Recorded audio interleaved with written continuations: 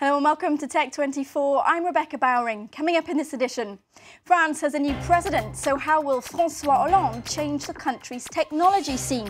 We look at what a socialist government might mean for entrepreneurs, the web, production and the digital economy. And I spy with my little eye a pair of snazzy sunglasses, but these are more than a summer accessory. Go undercover and record the world as you see it with a hidden HD camera.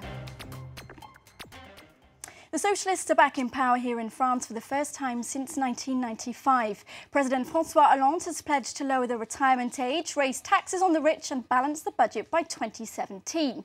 So what do his policies mean for the future of French tech? Will entrepreneurs get more help or less? Will innovation grow? And does Paris now stand a better chance of becoming the Silicon Valley of Europe? To answer some of those questions, Olander is with me in the studio. Now, Eric, what do you think overall? Does this bode well for the future of technology in France to have a socialist government in power? I'm going to have the worst answer possible. We just don't know. I mean, 2007 on Sarkozy's campaign, he came to power saying that he was going to make it easier for people to open businesses, reduce the bureaucracy and the paperwork, and even cut taxes. He did start this program called the Auto Entrepreneur Program, which made it easier for freelancers to work. But at the end of the day, what we've seen here in this campaign was that François Hollande did not make wealth creation a big part of his campaign. He talked about raising taxes on certain parts of the wealthy. He talked about hiring teachers, but we didn't see a strong technology play here. And so at the end of the day, it's hard for us to know what he's going to do because this doesn't seem to be also a man who is very tech savvy. Now, what do we know about a politician? We know that Obama went to the White House gripping with his hands that BlackBerry. This doesn't seem to be the way that Hollande works. It doesn't seem that he's embraced social media, for example. So we don't have those clues either. So it's very, very hard to tell where he stands on these policies. And of course, he's a career politician. He's not somebody who's worked in the business or technology world before. Now, as Eric says, there was a real shortage of proposals specific to tech in this campaign, despite Hollande acknowledging the central role that it has to play. We'll take a look now at some of the proposals he's made that could impact on the technology landscape, though.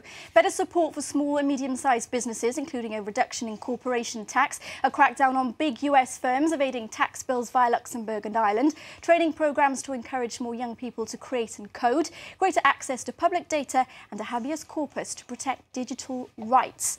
So let's zoom in on some of those, focusing first on training, for instance. Now, France has a clutch of the world's top engineering and mathematical schools, yet lots of graduates come out without even basic knowledge of computer programming. What would you like to see happen in the education sphere? Well, this is an issue that goes far beyond just one president, and it goes far beyond in the administration. This is a much deeper cultural problem that happens here in France.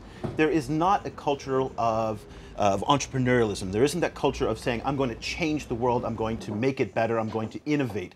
And at the end of the day as well, when you have these tax structures which really take money away from people in the sense that if you earn a lot, you're going to potentially be taxed at 75%, according to one of his proposals, that incentive is also taken away. So there's a deeper problem here, and this is one of the reasons why Sarkozy ran into so many problems when he tried to institute these reforms, that the society and the institutions and parliament, all of those together, weren't really in favor of that. This is a society that really biases towards the big institutions. It biases towards the large companies, the large corporations, and the institutions of education are all training people to get into those larger corporations, not to innovate. And this is a deeper problem in the educational system. So at the moment it's pretty tough to be an entrepreneur here in France. Let me change tack slightly. What do you think will happen now to the privacy debate, obviously one that was raging during Sarkozy's mandate? Do you think Hadopi, that controversial law, will be upheld by Hollande and the socialists? Well, there's two ways to look at the privacy debate here in France. One is on the copyright initiatives. Now, Sarkozy was very aggressive at allying himself with the U.S. and the international recording and media industry. We don't know exactly what Hollande will do when he comes to power because he didn't spend a lot of time talking on it. There's another side of this, though, which is the security side. Now, after the events in Toulouse, we saw that the French government was very aggressive in using very deep data mining to find some of the digital trails that led to the people using the technology in those attacks. So on the security side, I think he may be very, very aggressive. Again, not a lot of basis to make that opinion, but I think there's more support for that. We don't know where he'll stand on Hadopi. Thank you very much for all of that, Eric. Stay with us. Test24 is next.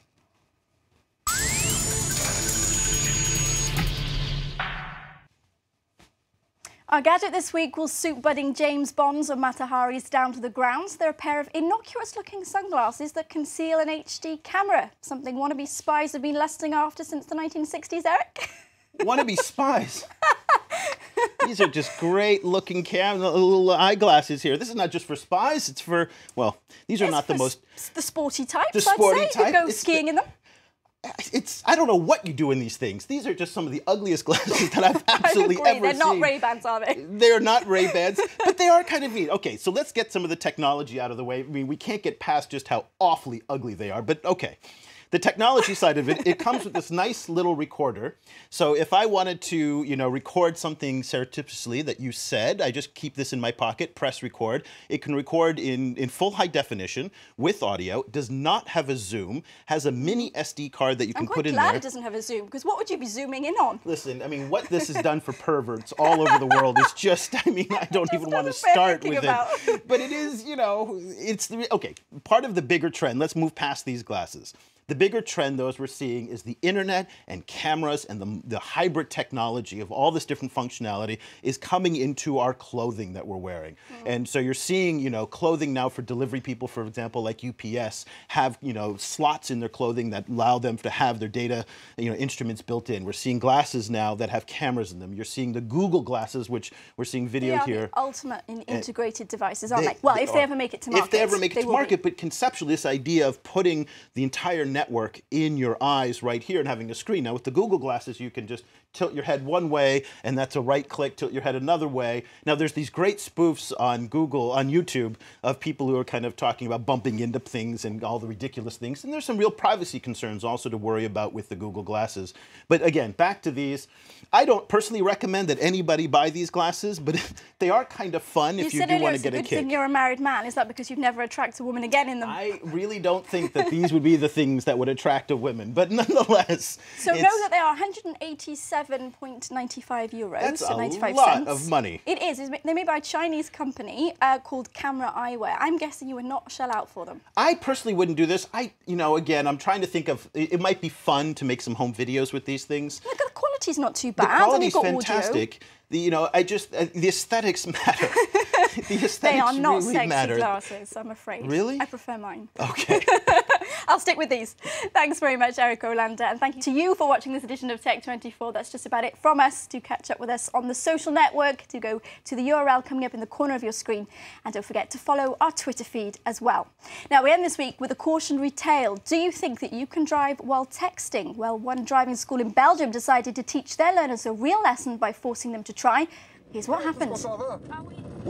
Nous rentrerons en retard ce soir. Et attention que je corrige les fautes après, hein. Regarde comment tu m'écris, Cole. Oula. Oh, c'est impossible. Je suis de retour ce soir. Arrête!